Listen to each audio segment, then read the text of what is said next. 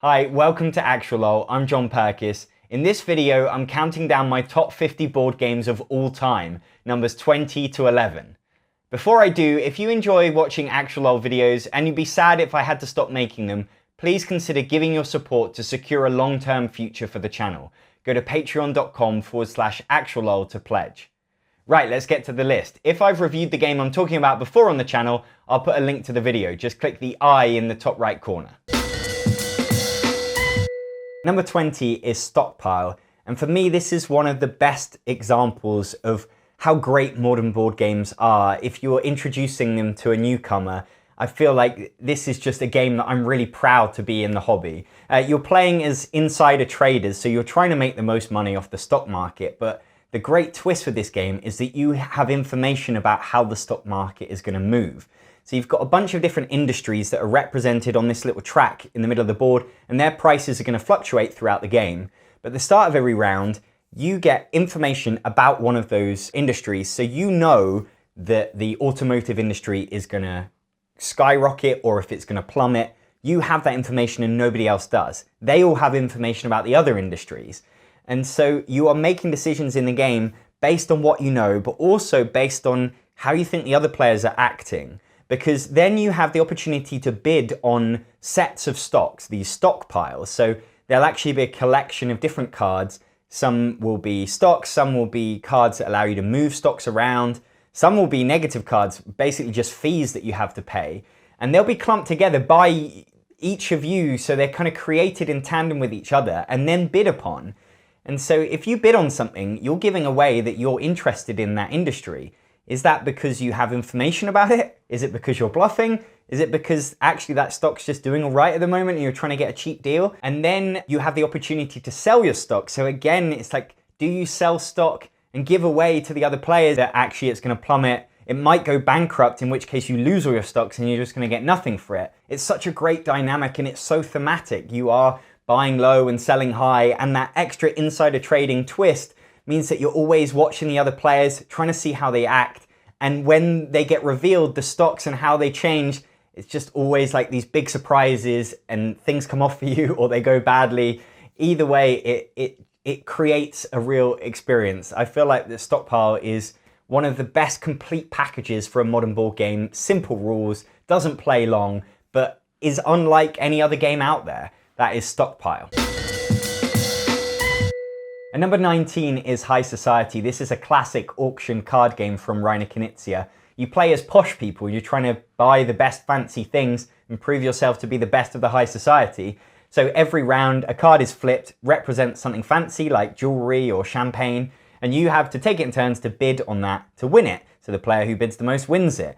And the interesting twist of the game is that the player who spends the most over the course of the game is out. They're disqualified because they have the least amount of money left, and therefore they're not really a proper posh person anymore if you don't have any money to your name.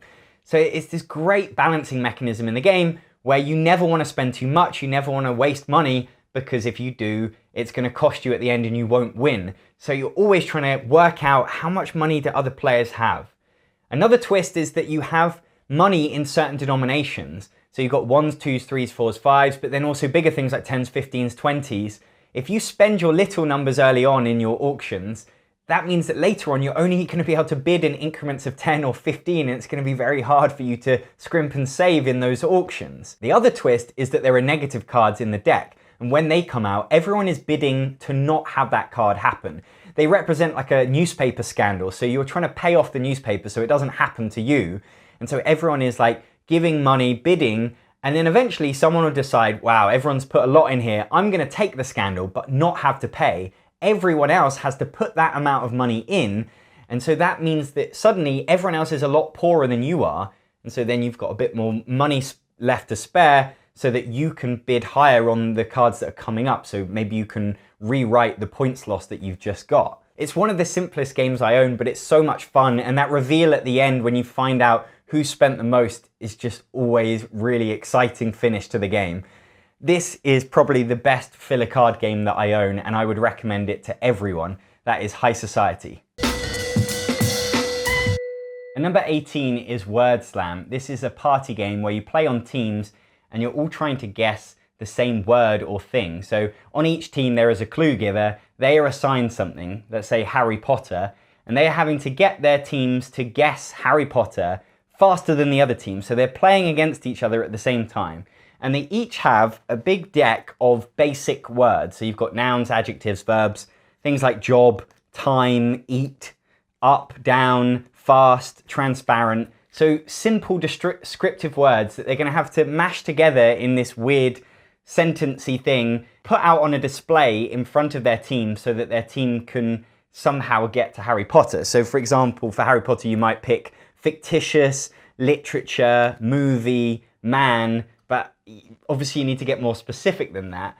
And what's great is because the teams are playing at the same time, they can each hear each other guessing. So they can't see the words. And at the end of each clue, each round, you'll see what the other clue giver was doing. And they often go in a completely different direction with their words.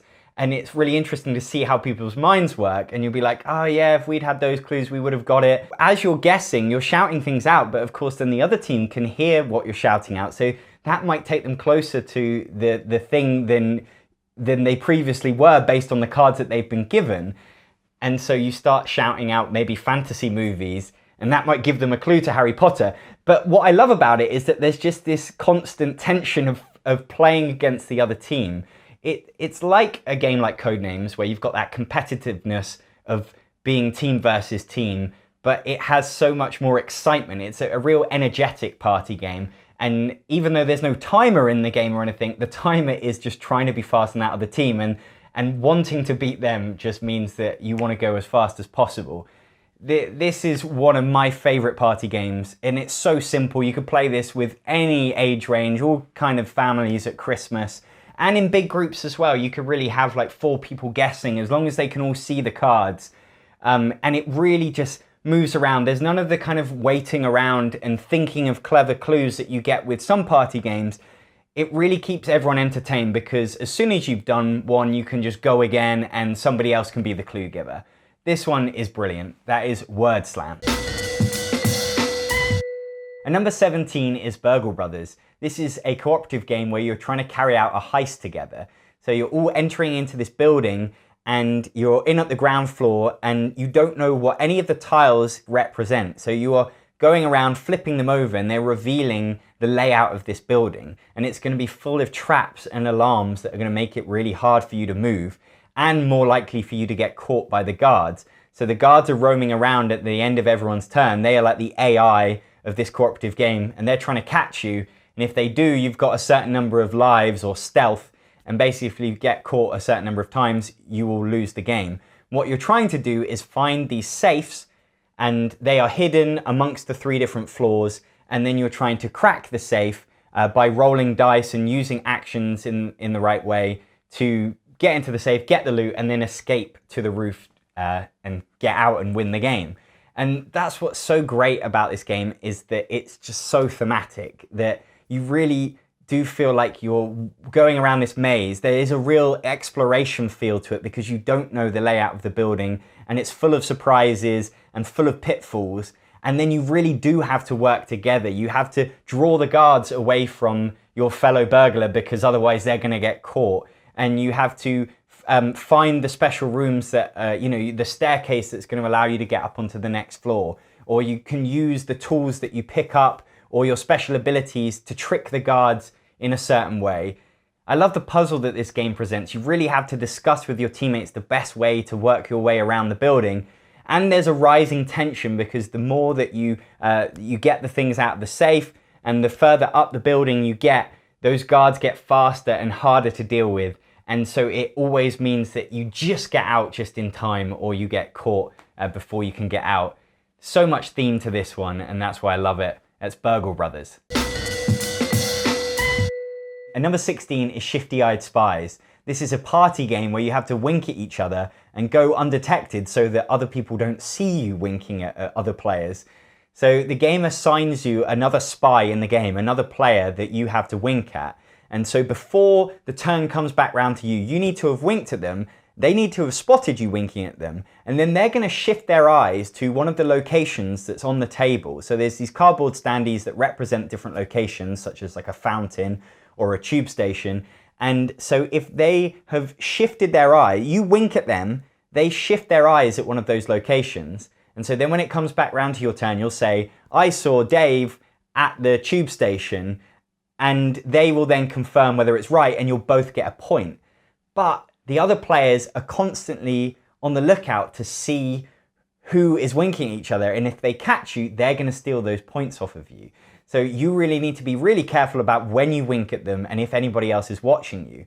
Of course, you also need to be watching out because other players are going to be winking at you, and you need to be shifting your eyes to the location that you're giving them. So you need to be constantly alert in this game because you'll get points from people winking at you and you helping them, and points if you wink at them, but also points if you catch other players. And so it has such an amazing intensity, this game. You have to be watching and involved the whole time. There's no going on your phone. There's no taking a break. With those few minutes that you're playing the game, like, everyone is focused and everyone is in. And I just love that. And it kind of just gets people laughing because there's something so sort of surreal about the experience that you're doing. And ShiftyEyed Spies, I'm going to say, is unlike any other game. It's actually inspired by a game called Wink, or at least very similar to another game called Wink. I slightly prefer this one, and this one's a bit more new and a bit more available. But they're both incredible games because they do something so different, and it really just works. You're trying to stay hidden, but you're doing something that everyone knows how to do, roughly speaking, if you can wink. And there's none of the kind of the direct bluffing or lying to people's faces of those games. It's this different kind of subterfuge, staying hidden, and there's just something really cool about that. That's ShiftyEyed Spies. And number 15 is Robinson Crusoe. This is a cooperative game where you're trying to survive on a deserted island. So you have to collect enough food to be able to eat every night. You need to build shelters and roofs and palisades to protect from beasts. You do all this by trying to collect the resources you need, and it's always tight, it's always tough, and it's just impossible to survive generally in this game. But I love that everything you do makes sense with the theme. You have limited time to spend in your day to complete tasks, so you might go and collect wood, or you might go and hunt for animals for food. But when you do that, you can either commit to it and spend lots of time on it and do it successfully, or you can kind of rush it, which means that you're more likely to have some negative effects.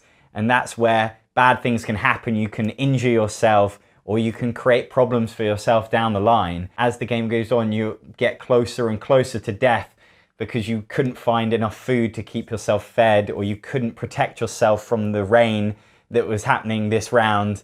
And so then you got freezing cold because you didn't have the wood to burn a fire to be able to keep yourself warm. It really just tells an amazing story, and there's such a depth of events and things that can happen in this game that mean that every time you play, you'll discover different stuff. There are items that you can build, such as a rope or a knife, that will help you do things easier and better later in the game. But it's so easy to get caught up in the short-term things, the short-term problems that present to you, like you don't have any food, or that morale is really low. And if you let things get too bad, then problems can just snowball and all of your characters end up dying, and of course you lose the game. It's one of the toughest cooperative games out there, but I tend to like tough cooperative games, and I really just love the stories that it tells, that each time you really feel immersed in what's happening to you because it all makes sense with the theme that it's going for. That is Robinson Crusoe. And number 14 is Spartacus, a game of blood and treachery, which is based off of a TV show that I tried the first episode of, completely gave up on. So this isn't on here because of the TV show, it's just because it's a really interesting, different game that really brings alive its theme. You play as a Roman house, a dominus, and you're bidding on gladiators and weapons, and you're building up a collection of gladiators and then putting them into an arena to fight other gladiators controlled by the other players. You're often hoping to win, but you can also bet on your gladiators. You can bet on whether they get decapitated or injured in the fight. So you're trying to make money off of that. And then you're also carrying out these schemes, which are these cards that you can play to try and get more influence, which are the points you need to win the game. There's a lot of negotiation in the game. You can trade gold all over the place with each other. You have stacks of gold that will allow you to do your bidding. But then also, yeah, you can work with each other to help each other carry out your schemes. So you'll be making temporary alliances, and it really fits the theme that there's backstabbing, and it can be quite mean, but I think as long as you go into it knowing that, because it fits the theme, I think people just really get caught up into it and enjoy it. You'll bid to get better gladiators, and some have special abilities, and you'll get weapons and shields for them to use, and then you'll put them into arena against someone else's, and you might even want yours to lose because you have a scheme that basically says that you get a point if your gladiator loses. So you can put in a really rubbish one, or you can switch out gladiators at the last minute when everyone has bet on their one, and then actually you end up winning it. There's just so many different twists with the game. It's not a game with lots of strategy where you can plan it out for the whole game. You really have to kind of play the other players. It's one of those games where, because you're negotiating, because you have the ability to bring everyone else down, you have to kind of creep up. You don't want to be at the top because everyone's kind of going to bash the leader, but you have to be creeping your way through, doing well, playing off of the other people, and just picking your chance to go for the top. And if you can time it right, when you have enough power behind you and the other players are weakened, then that's how you win the game. And I think, again, that just really fits the theme. This is such an experience of a game. I don't need to win it. I just want to be part of it and seeing everything that happens. There's so many twists and turns, and that's what I love about it. That is Spartacus, a game of blood and treachery. And number 13 is Avenue. This is a flip and write game where you each get the same sheet of paper, and you are drawing lines on your sheet of paper to create a route that is trying to connect up as many grapes as possible to the vineyards that are going to score. So someone will flip a card and it will represent a certain type of route. So it might be a straight line horizontal, or a straight line vertical, or a corner. And you are hoping for the ones that you really need to be able to connect up the grapes that you have to the vineyards, but specifically the vineyard that's about to score. So everyone knows the vineyard that's going to score at the end of this round. You don't know quite when the round's going to end, but you're trying to connect up as much as possible. You can also look ahead to see the vineyard that's going to score next. You don't know the order exactly of how the vineyards are going to score, but you're trying to build up this amazing route that connects all the grapes to all the vineyards. But that's impossible. That's not going to happen, especially when the cards and the shapes are not coming up in the way that you want. At the end of the round, when you score the vineyard, you'll get points for every grape that's connected to it.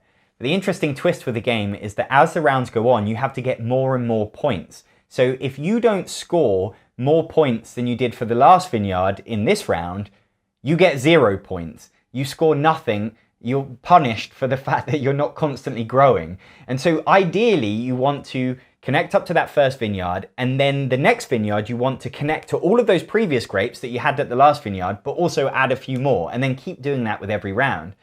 But of course the cards are fickle, they don't come out the way you want, and you're desperately hoping for certain route connections, and they just don't come out when you need it. So there's this real push your luck thing, because creating that massive monster of a network is hard to pull off, and it generally means you're relying on some luck, and you're pushing your luck to get there. You can play it safe and not get too many points and make sure that you just connect up a few grapes to your vineyard, but you don't want that. You want this amazing network that connects everything. But usually it won't pay off, you'll get punished, and then every vineyard that you scored 0 for is actually 5 minus points at the end of the game. Avenue is just so much fun for me. I love that tension of desperately hoping for the card that you want to be flipped, and then when it's not the one you want, you're having to frustratingly rewrite your plans and work with what you've been given, and it just always ends in a complete nightmare that you shoot for the stars and you ultimately never get there, but every time you come back and you keep trying. It is my favorite roll and write, flip and write game because it just encapsulates what I love about them, which is that everyone can be playing all at the same time, and that you can push your luck and really make things hard for yourself, and that the game gets really tense by the end of it. Plus, it's just really simple rules. This is also available as Kokora, Avenue of the Kodama, which is basically the same game but with different artwork and whiteboards. I just really loved the artwork of the original and the theme of the vineyards and the grapes. And so I've kept the original, but they're both basically the same game. So if you can't get Avenue, then check out Kokoro, Avenue of the Kodama. That is Avenue. And number 12 is The Mind, and this is a little card game that's just unlike any other game. You're trying to telepathically communicate with each other. You're playing cooperatively. You've got a deck of 1 to 100 in numbered cards, and you get dealt some at random. And then you all go silent, you can't talk, and you have to play those numbered cards in the right ascending order, but without talking to each other. So you start, nobody's playing any cards. Maybe you've got number 12, you wait a bit, and then you play it. You get the sense that nobody's got a card lower than yours, so you play it. Somebody else plays the number 20. If you play a card that's higher than somebody else has, they have to reveal it and you've lost a life. That's really bad. But generally, you start to build up this rhythm, especially as you play the game with the same group, that you understand how long to wait. You're not counting or anything. There's no symbols or signs. You're understanding, you're interpreting the group. And as the rounds go on, you have more cards. So it changes. It's not always the same. You'll start with 1 card in a round each, and then 2 cards and 3 cards and 4 cards. So even that can really change the dynamic of the game, because at the start of the game, your numbers can often be very spaced out, but later on you've got a lot of numbers in play, and so they can be very close to each other. Strictly speaking, I think the rules dictate that you're supposed to not communicate at all. But what I love to do is play this game where you're just kind of making faces. You're looking at each other in the eyes. And there's like, if you've got a high number that doesn't need to be played for a while, you just might go a bit more relaxed. And if you've got a card that's just about to come up, you kind of move forward in your chair. I don't think it gives away too much, but it makes the game that more of an experience. And that's what The Mind is for me. It's just one of the most fun I've had with some of my close friends. I think it really brings you together as a group. You're in silence. You're focused on this goal together, and if you pull it off, it just feels amazing, and it's like a bonding experience. It's a peculiar game that some people just bounce off completely, but I fell in love with. That is The Mind. And number 11 is Otama. This is my favorite 2-player abstract game. It's like a pared down version of chess. So you have this tiny little board that's a grid, and on your side, you've got 5 pawns, but 1 master pawn, like your king effectively. And what you're trying to do is either capture the other player's king, or you're trying to get your king to their home space. The way you move your pieces in this game are with these cards. So at the start of the game, you shuffle in 5 movement cards, and that's it for the whole game. So nothing else is going to change about the game. And they determine how you can move pieces. So on the card is a display of what spaces around your piece they can move to. So some will be able to move diagonally in either direction, left or right, forward. Some will be able to move up, down, left, right. Some will be able to jump forward a space. Some can only move backwards or to the side. And so some cards are more powerful than others, but it's all about understanding how the cards play with each other. So if I use one of these cards to move diagonal left, I then pass that card to the other player. So then it's going to come into their hand. But of course, when they use a card, it's going to come to me. So you don't keep those cards for the whole game. They rotate round. And there's this really interesting struggle of how you use the cards, whether you can afford to give them a card. For example, they might be in a position to take your king, but as long as you keep the cards in your hand that stop them from moving in that direction, then they won't be able to take your king. But that can be a very risky situation to be in, because of course then you trap yourself. You can only maybe use 1 out of your 2 cards. So you can really look ahead and try to imagine, okay, so if I use that card and then they use that card and then I use that card, it's obviously not perfect because you never know what they're going to do and which card they're going to use, but there is that thinking ahead, just like in chess, but it's a much simpler, shorter game, so I don't find it as overwhelming as something like chess. And because those cards are random and there's a whole bunch of them in the box, every game you play is different, because you're never going to play with the same set of those cards. And so you don't have to learn it like with chess. You don't have to know what a good opening move is, because you're really trying to understand the puzzle of this game. And that was very different to the last game that you played. It's a fascinating abstract game that gives you all the feel of what you want, which is that you're really thinking over your moves and you are taking their pieces, and you really feel like you earned your victory, but it does it in a simple way, in a game that anyone could play.